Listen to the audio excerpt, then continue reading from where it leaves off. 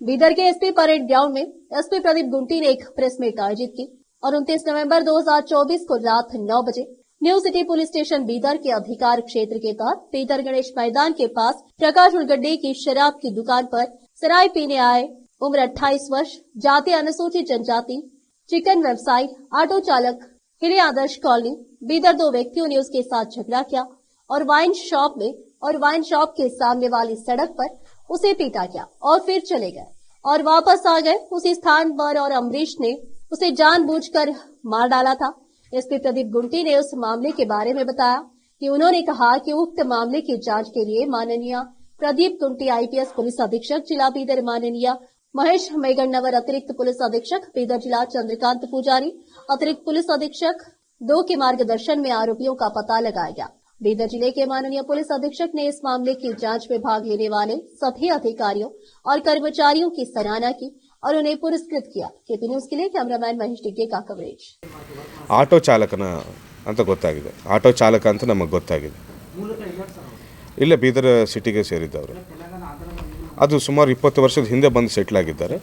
But 20 ವರ್ಷದಿಂದ ನಮ್ಮ ಬೀದರ್ ಸಿಟಿಯಲ್ಲೇ ಇರ್ತಿದ್ದಾರೆ.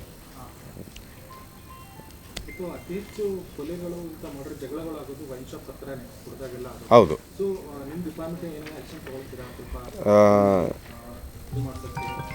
ಈಗಾಗಲೇ ನಮ್ಮ ಗಮನಕ್ಕೆ ಕರೆಕ್ಟ್, ನೀವು ಹೇಳಿದ್ದು ಕರೆಕ್ಟ್.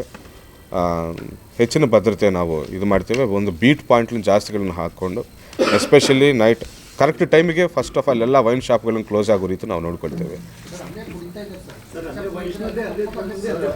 ಫಾರ್ ಎಕ್ಸಾಂಪಲ್ ಇದೇ ಕೇಸಲ್ಲಿ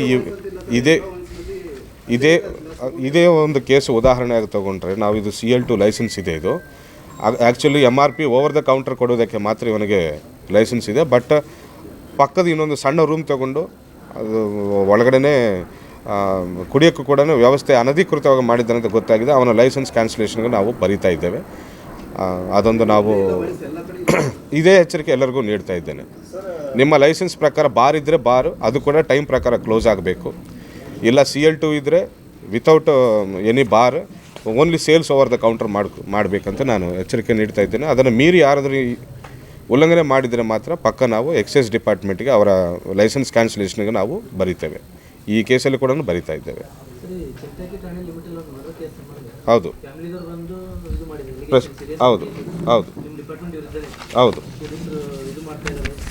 ಹೌದು. ಚಿಂತಾಕಿ ಕ್ರೈಮ್ ನಂಬರ್ 49/2024. ಈ ಕೇಸ್ ಬಗ್ಗೆ ನಾನೇ ಖುದ್ದಾಗಿ ತಮ್ಮೊಟ್ಟಿಗೆ ಮಾತಾಡಬೇಕಂತಿದ್ದೇನೆ. ಇದರ ಬಗ್ಗೆ ಸಾಕಷ್ಟು ಗೊಂದಲ ಈಗಾಗಲೇ ಸೃಷ್ಟಿಯಾಗಿದೆ. ಅದಕ್ಕೆ ಸ್ಪಷ್ಟನೆ ನೀಡುವುದು ನನ್ನ ಜವಾಬ್ದಾರಿ ಅಂತ ನಾನು ಭಾವಿಸ್ತೇನೆ.